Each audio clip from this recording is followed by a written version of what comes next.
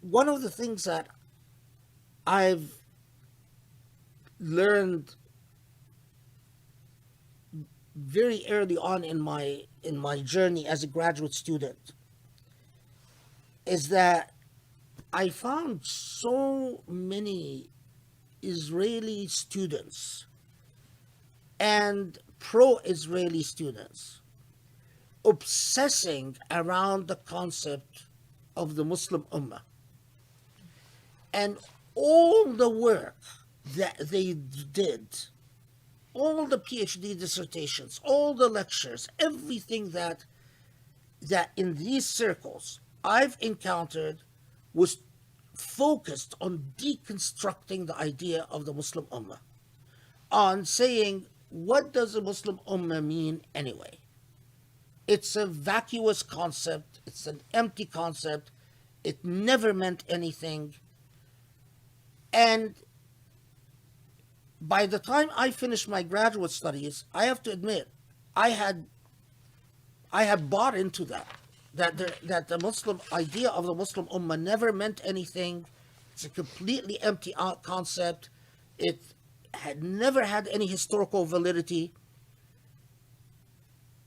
When I revisited history from a decolonized perspective, I realized that I had gone through a brainwashing that at the same time that the Europeans discovered a concept of an ummah, that at the same time that political Zionism reinvented the concept of a Jewish ummah, that at the same time that Hindu nationalists rediscovered a concept of a Hindu ummah that never existed, but they've literally invented, the only people who were divested of an idea of an ummah were Muslims.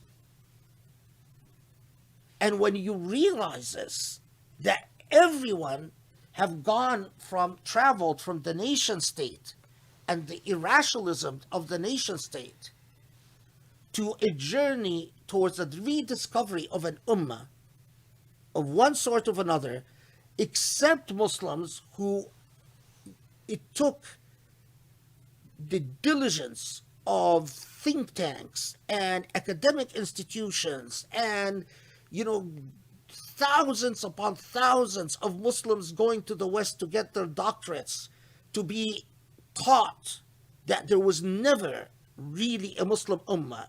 Not in the past, not now, not ever, never will be. And they all bought it. They all bought it. To the point that no Muslim today truly believes in the idea of an ummah anymore.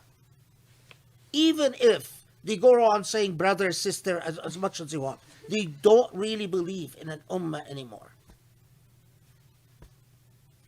How did we get to the point where if an Egyptian says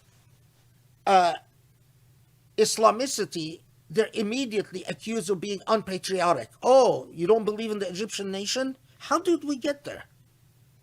How could it be that the entire world discovered that the nation state is not viable economically or politically, that standing alone, you have no prayer in this world?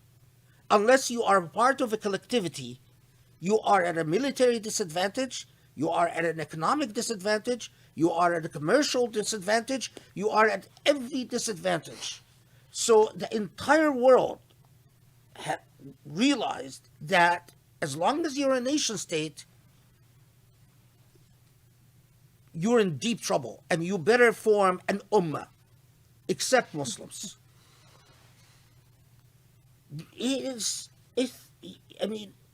And the sad thing is that I once thought maybe converts will come liberated from that, but converts became infected with the colonized mind of native Muslims.